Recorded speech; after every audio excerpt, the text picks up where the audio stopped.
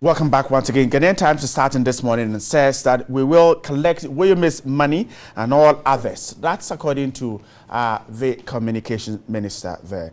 And a story here, fire ravages Akwetia line shops there. And Accra will see more projects. Ghanaian Times is reporting all these stories. BNFT says election seasonal demand mount pressure on city. We'll take a look at that story. The Finder, 3 firms fire 460 workers in last quarter of the year. That's a sad one there. We're also told that Commander Sugar Factory starts production today.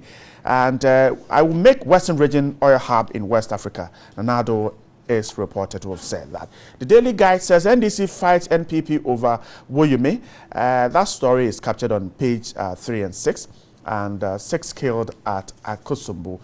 Today, newspaper says Indum rally support for PPP in Western Region. The Heritage says APC dams Akufo-Addo for Mahama as Ayariga predicts 54% win for President Mahama. Finder Sports talks about Avram Grant and GFA deciding his fate today.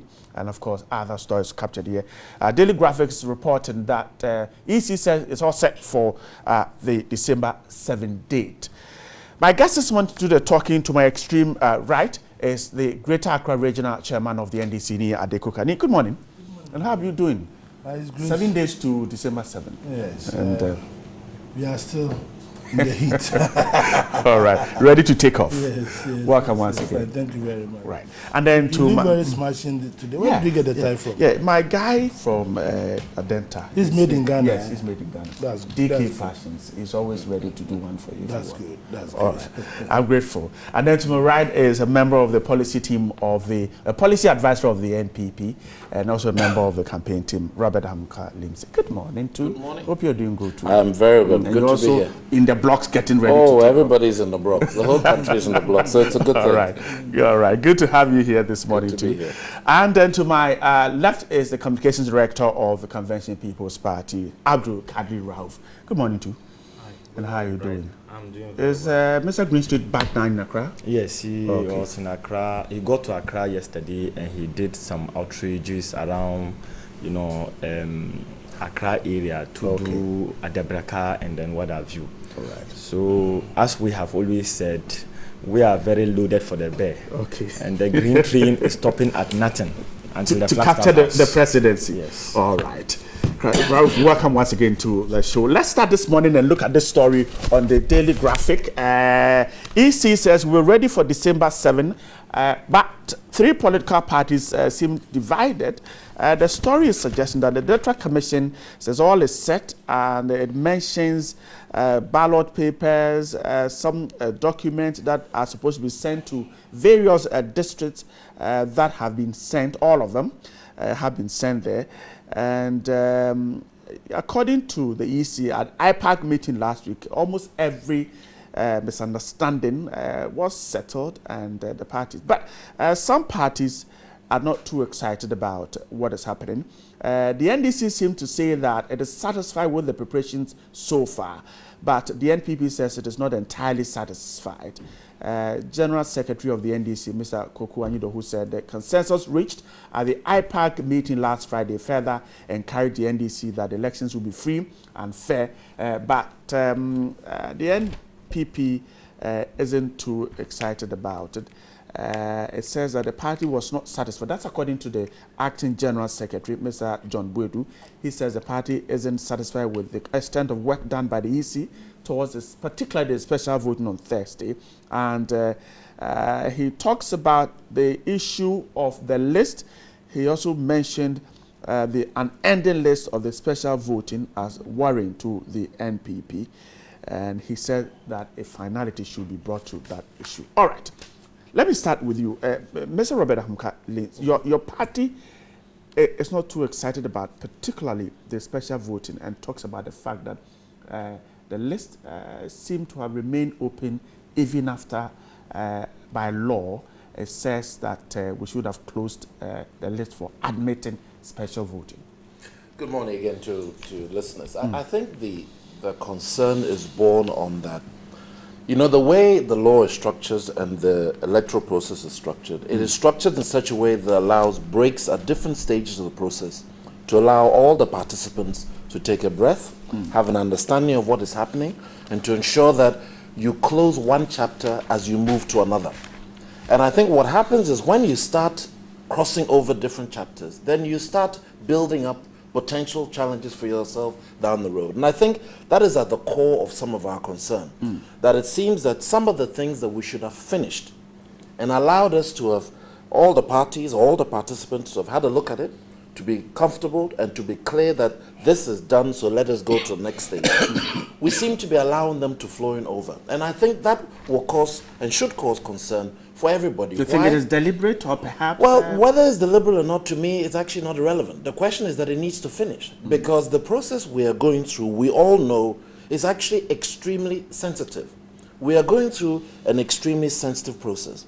And that process demands and needs great transparency, and it needs great communication between the two, such as the IPAC meeting, which obviously, as you know, we support and have been at. Right. So instead of the IPAC meeting, for instance, been a closing of 2 or 3 things, we still have things that are going to go over, and yet we are a week away from the election. And I think that is the concern when we start saying, bring it to a closure, make sure it's closed, that all parties are clear, and let us move to the next, because we have many, many, many steps to take. And I think that is the concern. Every day or so, something else comes up and nobody is saying that this is going to be a walk in the park, that there won't be challenges coming up. But it's because we know those challenges are going to come up that we're saying, let us put some of these clear issues, clear timelines to bed, so that we allow ourselves enough space, because we will need it, to go to the next and deal with any new issues that are coming. Because we don't understand why after all this time, we still have a situation where this is still open. And names are being put in. People are saying people didn't bring this forward, X, Y, and Z. But we are 7 days away. In fact, for the special voting, it's December 1. Right. Thursday. Thursday. So we are sitting here on a Tuesday morning, still debating the issues that are being voted on Thursday. And you see, these things and then leads to caution and leads to sensitivities. Then people start asking questions. When, if it had been closed, when it should have been, then all have been clear. It would have been signed, sealed by all concerned, and would have moved on. We're looking for December 1 to make sure it is executed appropriately. But when it's not, you are just building up an avalanche of issues for yourself going forward. And that is why we want it closed. We want it also closed so that, whether deliberate or not, we want to close so that all parties are clear that this is a true reflection of who should be voting on December 1st. Will this affect a free, fair election? You see, people always say these things as if it's a standalone factor. Free, fair election is an amalgamation of many factors that go on. And if you don't allow the process to go through its steps and allow the various checks and balances that we have put in place to allow us all to be confident that the activities being done stage are free and fair, that's when question comes. So it is better for us to make this card line situations where we know things are being done, that allow people to say, okay, I'm happy with the list, it seems fair, now let me take that list and execute it on December 1 in terms of actual election. And then we have to also look at the process, because free and fair is not just the list, it is also the execution. So that is why you have agents, you have people watching. And so these are all aspects of what becomes free and fair. You also do another thing when you go through the process in such a manner, you build confidence. You build confidence in all parties concerned that the process itself has integrity. And the process itself, they're able to do what? Check it. That is why when you go through even our very basic polling structure, you have all the parties of observers. The law states they must be allowed to observe. At the end of the day, the Supreme Court has said we must all sign off on the actual tally sheet or the pink sheet to most other people. And these are all part of what builds the free and fair and a perception and a confidence level. And so I think it's important. It is important that when we do these things, we remember that there is a reason why we have cutoff lines for these things, to allow us to do that. And you need to build confidence in the process. And still with the cutoff lines. Let me come to, EC has conceded, for instance, that indeed it could not make the time for the closure of the special voting because of the fact that it didn't have a full complement of staff who will be working for the commission that day. The police service had not come in with all the names, and then they looked at the fact that these persons will work on election day. So 2 things were key here. Do we hurt the law and get these persons onto the list, or we allow these persons off the list and then we endanger the process on voting day because these persons cannot perform their duties because they have not voted? They chose the other to hurt the law. Is this explanation satisfactory? Let me say good morning to your esteemed viewers and my brothers on the panel and your good self. The last statement that you made, is it prudent to admit them so as to not to endanger the process?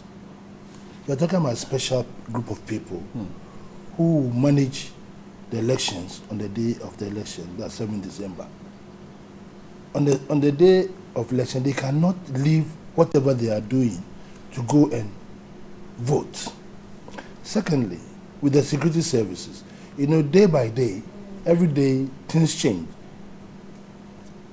Maybe 2 weeks ago, they thought, oh, we don't need all the personnel to go and vote on a special day. But as things unfold, they realize that no, maybe we need to have more security services, police personnel voting earlier so that we can deploy them to the various polling stations. I think it's proper. Because, we can make the law, but sometimes you have to look at the situation on the ground. Is it all right to exclude some of the military or police or security personnel from voting? And then we say, look, we've got 27 polling stations, about 29,000 polling stations. The whole police personnel. No, 29,000 polling stations. The whole police personnel is about 30,000. If even you deploy one policeman to every polling station, you have a problem. You have a problem. You can't even, because somebody will fall sick on the day of deployment. Something might happen to somebody. So the number that you might anticipate, you might not get it. So it's very important that this process has been fair. This is not the first time that we as a nation is going to elections. But sometimes we put the pressure on ourselves. Every day, my brother here's party always finds something to complain about. And it's like Oli and Haas going to play a football match. And then before the match, we start accusing the referee that the referee is biased, you must change it. If you do it, the match will never come on. So please, let's allow the system. But if they have legitimate concerns, shouldn't they? Look, we've got IPAC, like you said, since almost 3-4 years ago, we've been attending IPAC meeting. Every day something crops up. I believe we should let the system. This election is going to be free and fair. All of us are in this country. Elections are one of the polling stations.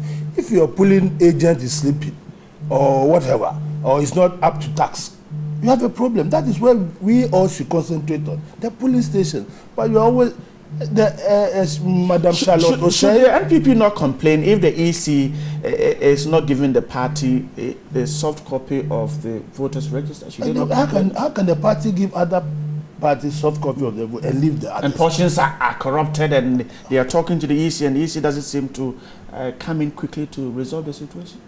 You see, these are issues that when they go to IPAC, they get it resolved. Every party now has got the soft copy of the election of the voters register, and those who yesterday, about 2 days ago, they published the number of special voters. But every party has got it. In Greater Accra, we've got it. We've got the list of the voters in Greater Accra. So for me, I don't know. I'm here to understand my brothers. Every day there's something untoward taking. They should relax and let us go and let's go and do the campaign, and let's go put on the boots and the laces, and then let's go and prosecute the agenda. That is, but if we are always targeting the EC, you see, we want to get the situation, bastardize it. I've been saying this all along. We tend to want to bastardize the EC and then hang them. But this party doing a very good job. But as I'm speaking now, somebody will say I'm supporting the EC. But that's not the issue. The issue on the ground is that we've got IPAC. Matters have been resolved. Last week they were in IPAC. All the issues, except some little one that has to be gotten rid of. But so far, I would say 99.9%, the EC says they are ready. All the parties are ready. Let's concentrate on having our people to go and vote, and then whoever wins, we move on as a country. Ghana will not come to a standstill after 7 December. We are going to move on. Whatever, we will move on. I'm grateful. Mr. Amkweli, I'll come to you for a quick reaction. But let me go to Raouf here. This explanation, we should accept it. The explanation of EC's explanation. Yeah, I think that first of all, let me say a very good morning to cherished viewers, and also to say a very good morning to the flag bearer of the Convention People's Party, Ivor Kobna Green Street, the campaign team, and all those young men and women who have been showing us a great deal of solidarity. I want to use this platform to say a very good morning to them. Having said this, I think that we have to place the issues in their rightful context. So, for example, we are invited to do 2 analyses, hating the law against, endangering the process on December 7th. That's what the EC says. Wonderful.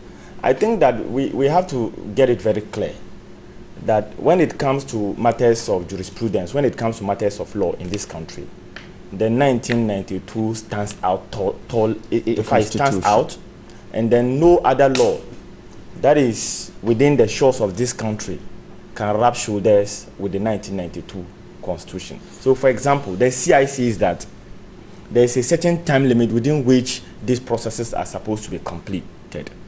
Now, the 1992 Constitution also says that voting is the basic right of every Ghanaian. So now, if a CI makes a provision, and the 1992 also makes a provision, certainly, in fact, in the words of the Sesoa, that the 1992 Constitution has an inbuilt mechanism which automatically repeals any other law that runs contrary to it. Let us also bear in mind the fact that these are a special group of people.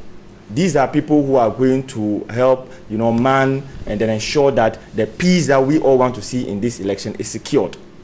So now the question is this: if the voters register is still open, now for us to be able to say anything bad about the opening of it, you have got to have empirical facts to show that, okay, the registration of the special voters is skewed towards a certain direction. So say, for example, Party A or Party B, if you have any such empirical, evidence to argue at, then I think that some listening ear must be provided to you. But where you are saying that, oh, this thing should be closed because the law says that it should be closed. It is also the same law, in fact, the grand norm of the country, that says that every Ghanaian must be allowed to vote, and then the state must afford facilities for every Ghanaian to vote. And I also know that it cannot happen that there will be a contradiction in the law. And even the learned judges have said that even where there is contradiction in the law, particularly the 1992 Constitution, there can't be any contradiction in it. Even if there exists a contradiction, then the court is called or invited to interpret it in such a way that the contradiction will be narrowed. But this one, clearly, I think that there is conflict of law between CI and the 1992 Constitution. And I would want to say that we have to ensure that the right thing is done. If these people are going to help secure the peace that we are all looking for in this country, then they should be given the opportunity to register. But however, I can also figure out a certain contradiction in the posturing of the Electoral Commission. Why? Most often than not, the Electoral Commission has never considered that it is not prepared for the election. I recall 3 months ago, when we met at Best Western Hotel, there was a program that I said that they were fully prepared for the election. So now if you told us 3 months ago that you were fully prepared for the election, and now that we are almost there, you are saying that, okay, time wouldn't permit it because we didn't have ample time at our disposal. That is why we are still doing this. And I think that there is some contradiction of some sort in that behavior. But all said and done, I think that as a party, we have distilled this position repeatedly, that the Electoral Commission must be cooperated with.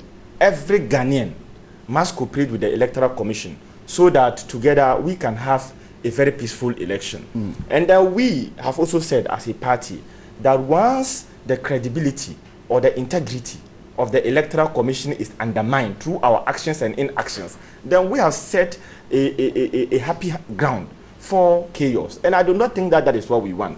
And also, we have to bear in mind that in this country, there are 1 million Ghanaians out there who do not really have any interest for politics.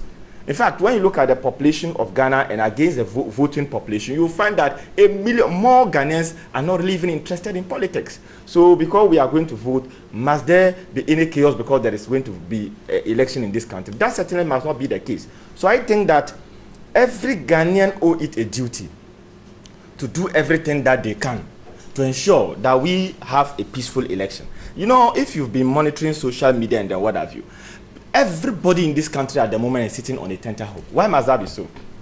That certainly is a misnomer. I think that election must just be seen as any other thing. So we can put the blame at the doors of politicians? Well, entirely. From your comments you made on platforms that are giving you? Yeah, of course. You know, we politicians are partly blamable, to be very honest with you, because sometimes the things that we see has direct bearing on the future security and peace of the country.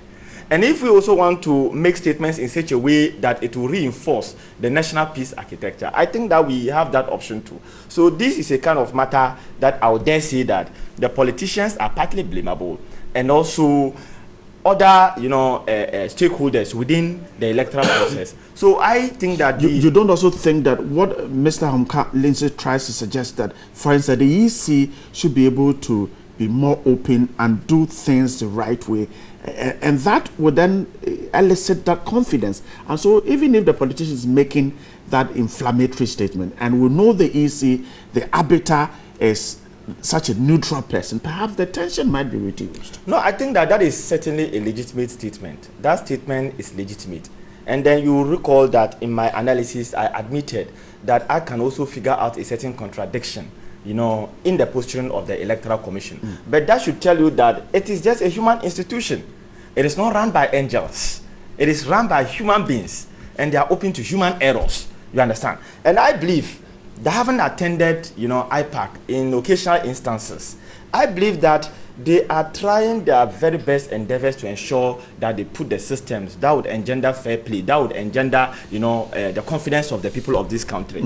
However, I believe that, yes, Ghanaians, in as much as they are making that effort, where we think that we have a cause, or where a particular Ghanaian or group of Ghanaians think that they have a cause to raise red flag, I think they can raise it. It's legitimate. But where red flags are being raised in a manner that would undermine the institution that is going to organize election for us in this country, I can see the country being pushed towards the direction of the Bermuda Triangle, and I don't think that is what we want.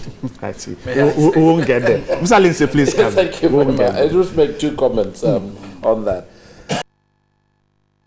To monitor and be our keepers for the event on December 7th to vote. That is not what we're saying. Far from it. We must and should ensure the vote.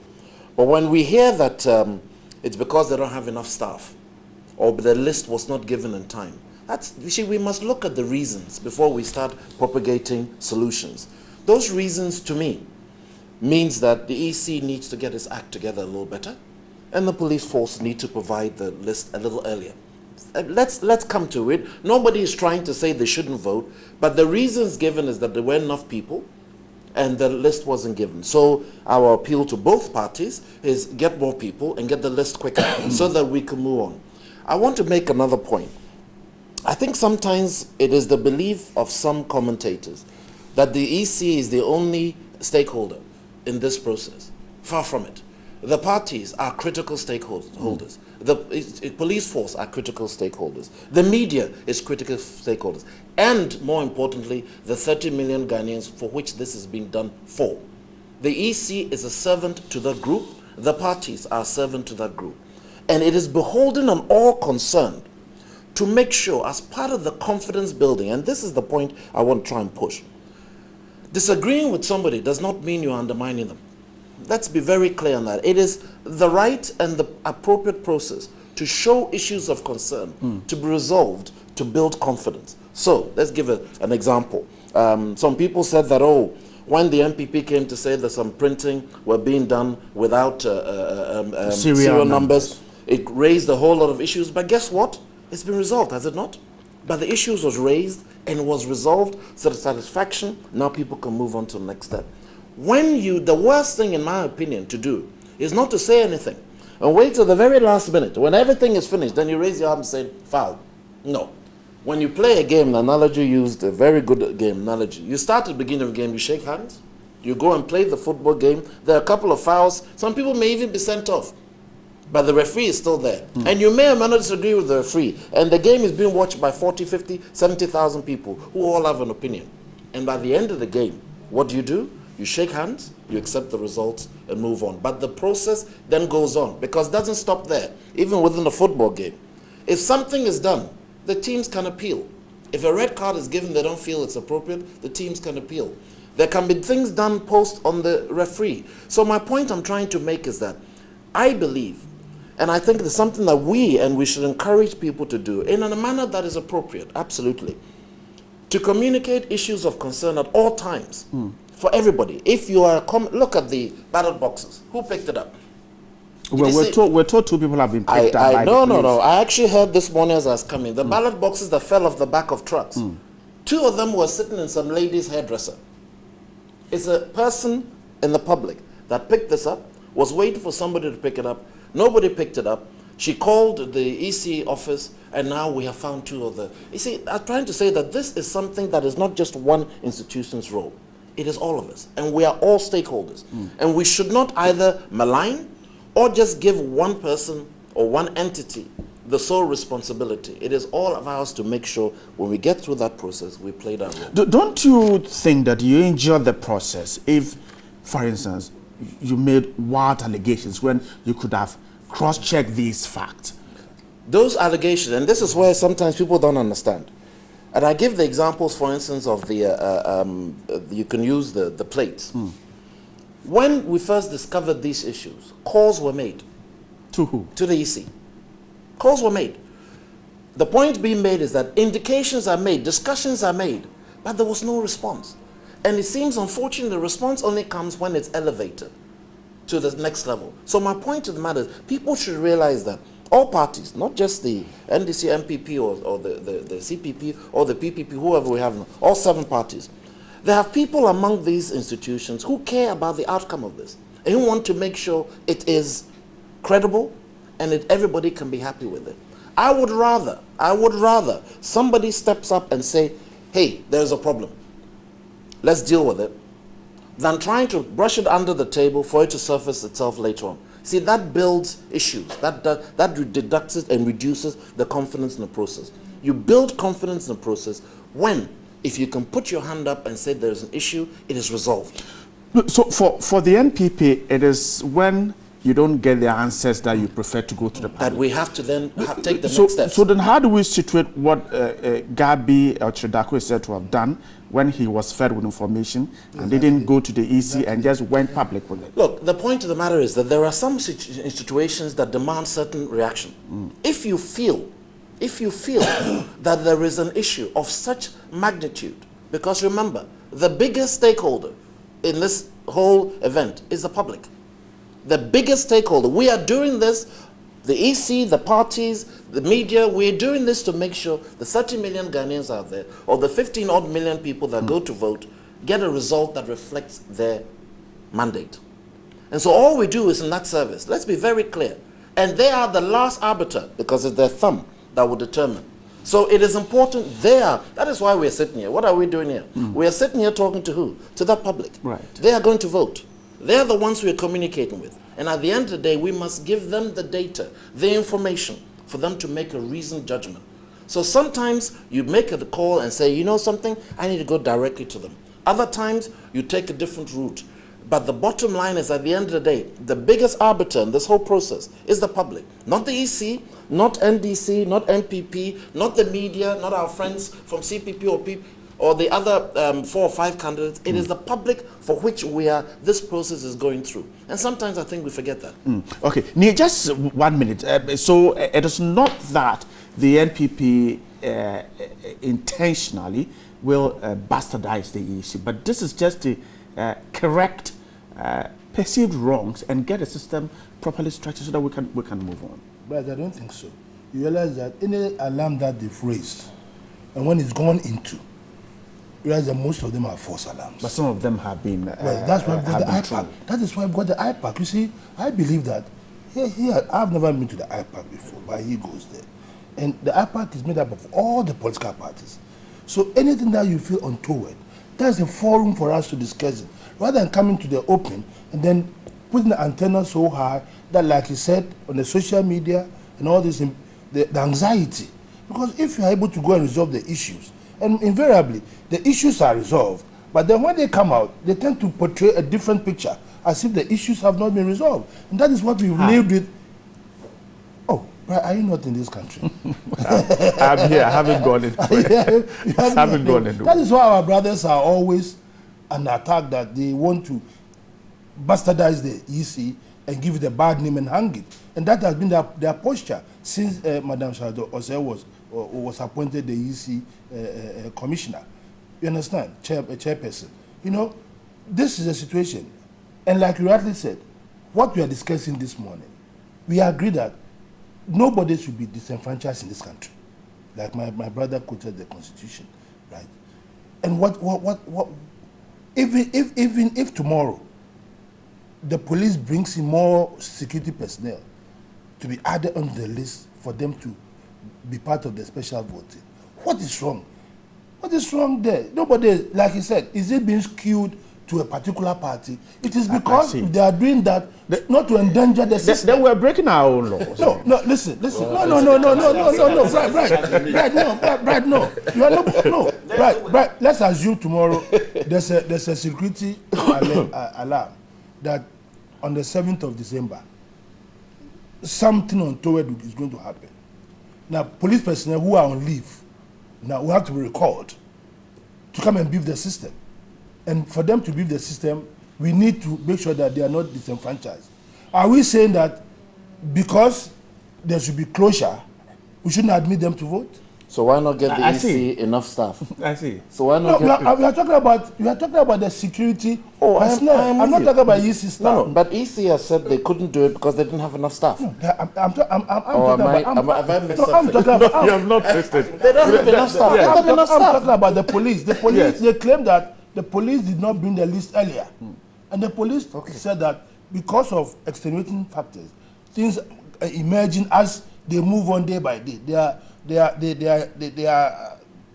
put in a position that they need to bring bring more people on board, so that on the D-Day they can be able to deploy more people onto the in the field. I feel that's what I'm talking about. As to whether the EC haven't got a lot of personnel, that one is their problem. They should have at least made sure that going forward they will have adequate staff to man the system for them, and so that one they should rectify it. But I'm talking about where the security of the nation is going to be endangered, and we don't take steps to ensure that that security is not endangered, and then we go back and start. You know, we are very quick at apportioning blames. Oh, so you knew that this was going. What did you do? But now that we are also crying foul. So where do we go? That's what I'm saying, that we should allow the system. Too many a time, we the practitioners, we want to tell the people who have been put in charge to do certain things, how to do them. When they put us there, we'll be found wanting. I see. We'll be found wanting because we are not, that's not our speciality. We are very good at talking. As for talking, is our speciality.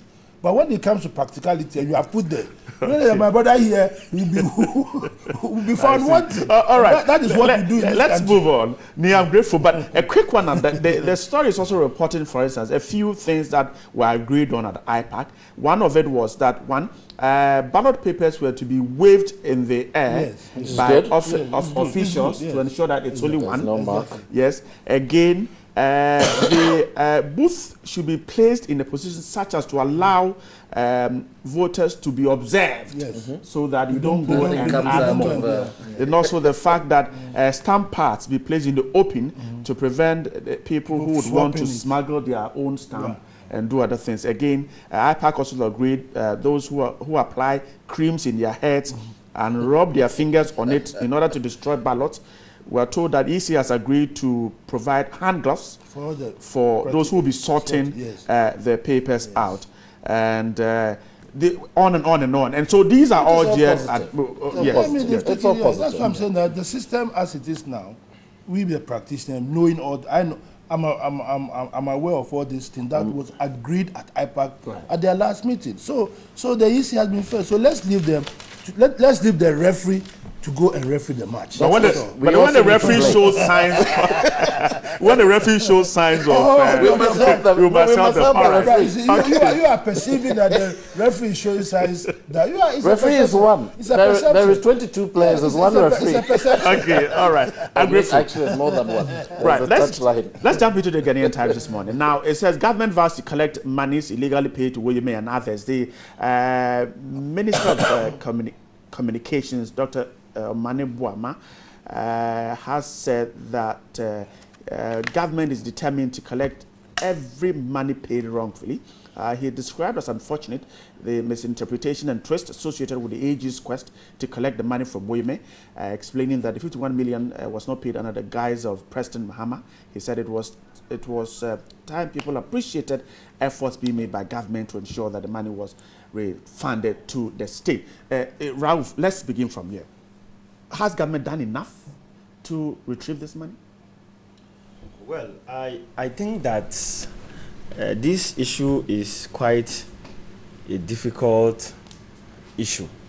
And I say it's difficult because when you look at it from the position of law, and then when you also try to analyze it from the position of common sense, you would find, it quarreling seriously. So why am I saying this?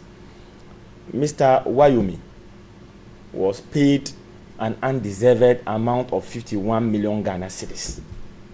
And this issue has put Ghanaians on their marks. Every Ghanaian is interested in this particular matter.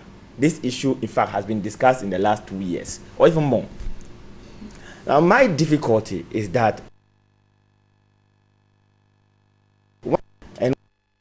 not to refund the money, the fact that the money was not readily available, even though I agree that as a financial engineer as he is, he always has a million ideas as to where to put money as and when the money comes. But I think that the state must not encounter difficulty in retrieving this money. I believe that in advanced, democracies, I believe that by now this money should have been retrieved, because we have to bear in mind that this is a very rich person, at least according to Ghanaian standards. He's rich. He has assets dotted all over the place. Why is it difficult for us to retrieve this money? Even though I agree that in trying to take the money, we have to follow the processes of law. That's why I'm telling you that it's quite difficult, because on one hand, there is legal issues that have got to be looked at, and then on the other hand, to common sense. So now you ask yourself, common sense and law, which one prevails?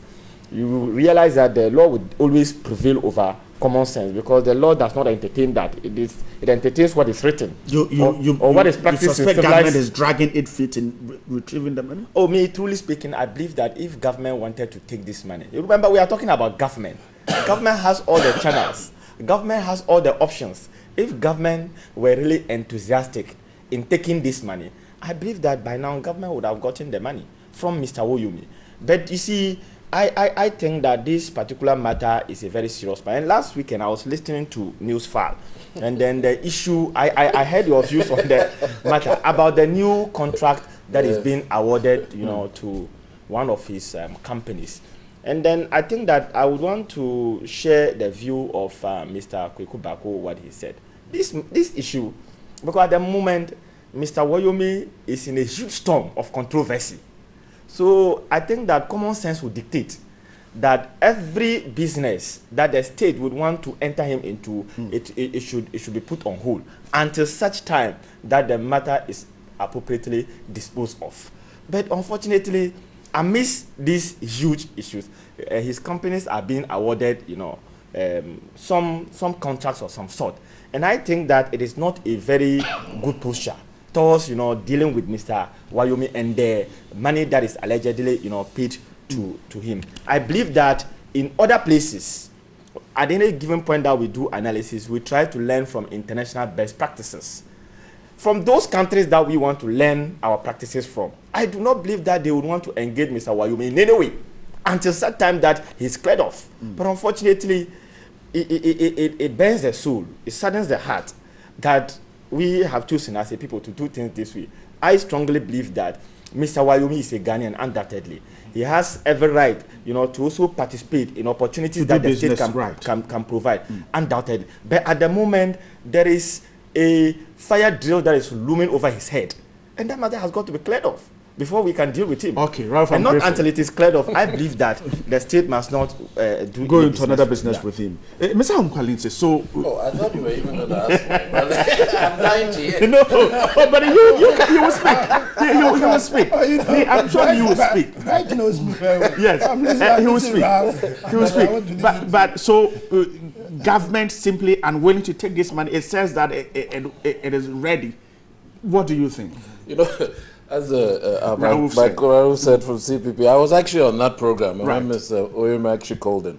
Well, first of all, it's nice to hear government actually wants to get this money. I mean, that's a nice, even though Mr. Amadou has made it quite clear and that this current president is never going to come. Anyway, he's a member of government. So. Well, he is the person who we must thank to be in a situation where government has the opportunity to get the money. The person who paid the last tranche of money. The person, okay, the person whose action alone against the state machinery, alone, where all else had failed in the state machinery, got a judgment that allowed Ghanaians to say, please give back the 51 million. So let us give the gentleman the due credit. I understand whatever they should, but he did it, and we must give him the credit that be. I think the challenge that most Ghanaians have is the following. At the Supreme Court, Mr. Woyome made a promise to the Supreme Court. This is the third arm of our democracy, that he will pay this money back in December 2014. We're now approaching December 2016, and we only got a 4 million down payment through Yoko and through some interesting means that we are still trying to identify, when it seemed quite clear that there was going to be another opportunity for Mr. Amadou to have another crack at this. There seemed to be some shenanigans. Whatever the situation, I think the challenge that most Ghanaians have as they look at this, and again, is that 51 million cedis is not a small amount of money. If you and I owed the government, if my brother here owed the government, his businesses, owed the government 51 million cedis, he will not be able to sit there for 2+ years to decide whether or not he's going to pay when he's going to pay. And I think this is where Ghanaians are demanding and want more action from the government than words to show that they truly are interested in getting this money back. I think that's the first point. The second point that a lot of Ghanaians are interested in, and I think it's such a shame that some of this will not be answered soon, but it will be answered. Is there more to this story than just the 51 million mispayment? Like what? Like, where did this money go to? You remember Mr. Amadou has given a statement making fairly strong suggestions that if he is given the opportunity to question Mr. Woyome, he has knowledge. And you will see that from the news file we were there with checks were being shown and we hadn't had an opportunity. So I think Ghanaians out there are interested to see what is going on here? How did this money... Because if you look at the process carefully, by the way, the government itself took Mr. Woyome to court for fraud because they said outside the first 17 million, the balance should not have been paid and had elements of fraudulent activity. That is why then you sit there and say, and they lost the case. If the government felt strong enough there was a fraudulent abuse, why then would you go and give an opportunity for another 35 million Ghana cedis when you haven't even solved that? So I think it is nice to hear the Minister of Communications say they are going to collect the money. To be honest, though, I think most Ghanaians look at that with a pinch of salt because actions, unfortunately, have not spoken. But he has started paying. He has started. When did he start paying? Well, like you just told me about the 4 million. Exactly. The 4 million. You can't negotiate your debt in repayment. If this 4 million had come in February 2015, when he had promised to pay in December 2014, when you go to court, we've had unfortunately, if you're ever in business, when you go to court and you start getting a repayment agreement, you have to give a repayment agreement. When you come to a debt, you have to give an agreement that when you are going to pay. And if you don't stick by that agreement, they'll send you straight back. So in December 14th, you have agreed, I am going to pay by December 14th. You haven't paid. If this 4 million, if we had seen, yes, there's been garnishes and the rest, but the garnishes have gone nowhere. They are garnishes, they have tried to attack various accounts. Other people have had rights to it. But here's the challenge. If this 4 million had been paid, and I think this is where my earlier point, the common sense element comes in.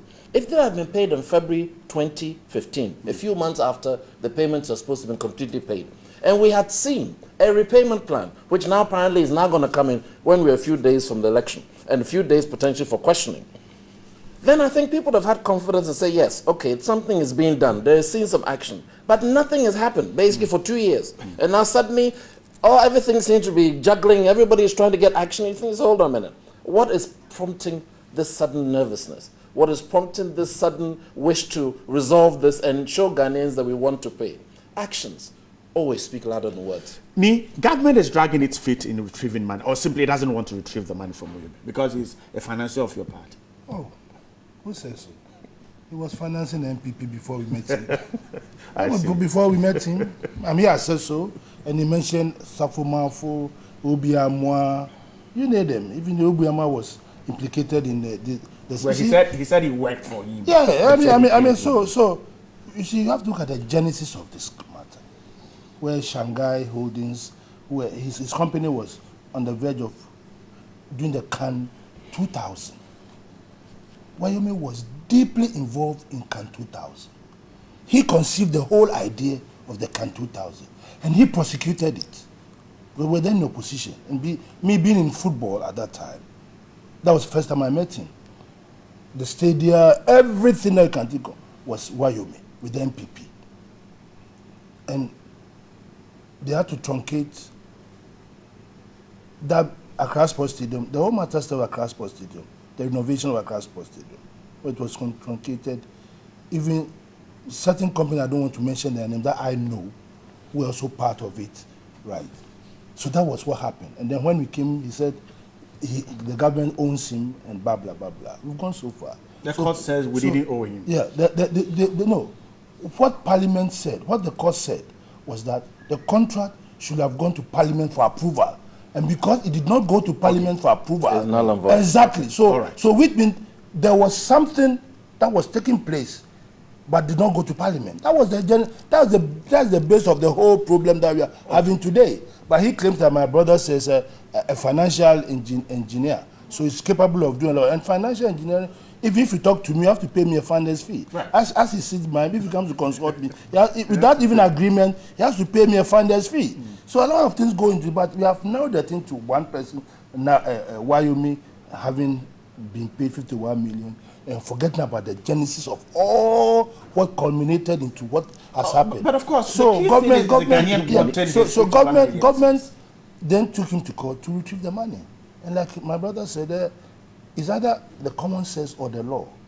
And we are saying the rule of law in this country. He said government should go and do that. I think if you were in 1970, is it 73, when you had the revolution? Okay, you were talking about 81. Which one? It was 79? 79. 79 was the first coup. The first one, yeah. That one, they will drag you to court within 24 hours. They'll either shoot you or ask you to give it. If that is what he wants us to do, then I think give us that power to do that. I see. To immediately go. No. Power under the law to retrieve that. So the law, the court has given you. So the Attorney General goes to court and try to access his property. And then banks step in to say that, hey, we have the first call on his property because he owns us. Because of that, the Attorney General had to step aside and then for the law to take its own course. So these things are very complicated. Government cannot just walk in, go to his house and pick his properties and that kind of thing. You know, people will cry hue and there will be a lot of hue and cry in this country.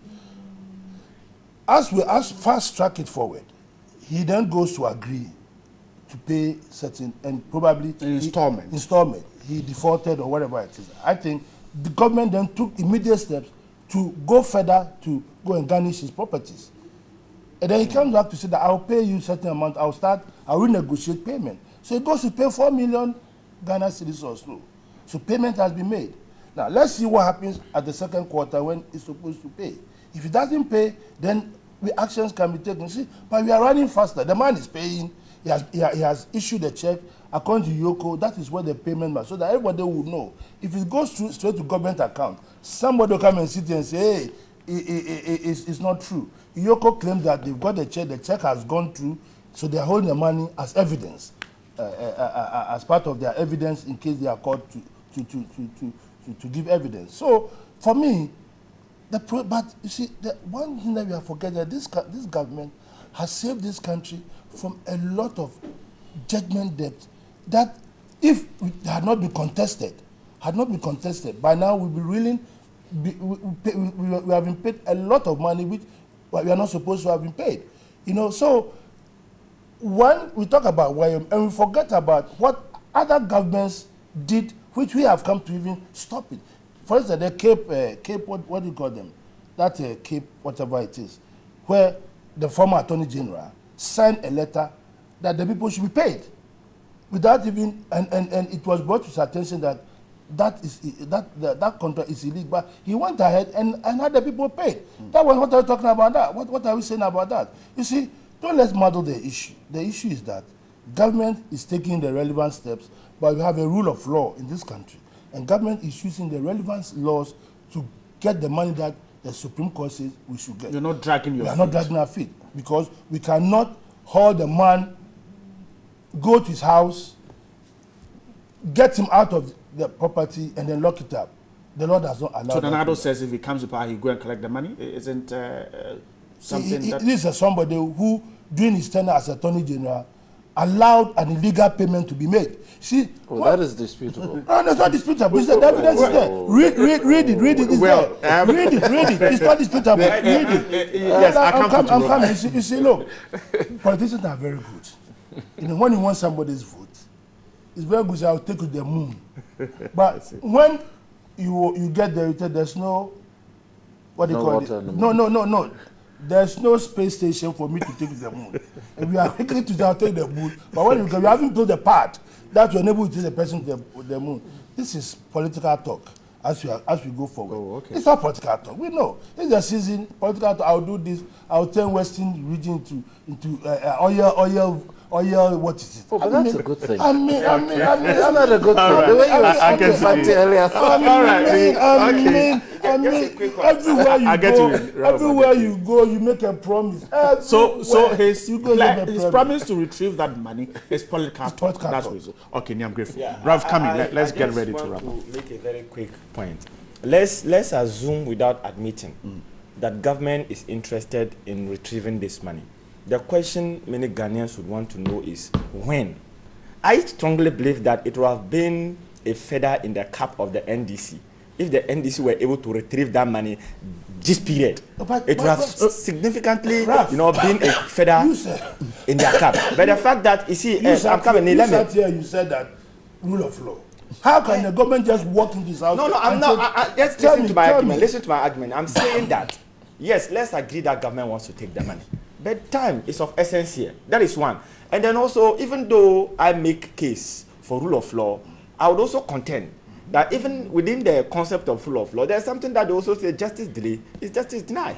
And this is also a matter that has gotten the attention of the masses of the people. I think it is in the best interest of the NDC to retrieve the money. The money is being retrieved. He has just paid 4 million Ghana cedis. Yeah, you can wrap up. Is this an election issue? In 2012, I heard the song Woyome. I don't know if in 2016 it's an election issue. It's the same talk that they are talking. Just if we wrap, it's just to my brother's point here. It's one thing that bends in my mind when the sole Supreme Court judge, one of the reasons she gave for granting Mr. Amadou the right to question Mr. Woyome was that the government had not put before her a valid repayment profile. So a valid. They haven't seen it. A valid repayment profile. Whether they have seen it, whether they seen it or not, they have not put it forward. So any suggestion that all this thing has been done, that is what is in my mind. They said proof is in the eating, the proof is in the pudding. But I hear you, what you're saying. I think as we going forward, we've had a lot of discussion, but one thing I really would like to embolden on Ghanaians is this essence that we are all stakeholders in this election. And it is not just the EC, the media, the police. We are all stakeholders. Right. And I think it is critical as we're going forward that vigilance, eyes open, If anything untoward you see, feel, and engage in, report it to the authorities. It is critical. Okay, I'm grateful. Robert Ahmkat Lindsay is a policy advisor of the NPP, a member of the campaign team of a party. I'm grateful for your time this morning. Thank you. Nia Adekoka is a Greater Accra Regional pleasure. Chairman of the NDC. Grateful too. And Abdul Rauf Kadri is the National Communications Director of the CVP. Grateful for your time too.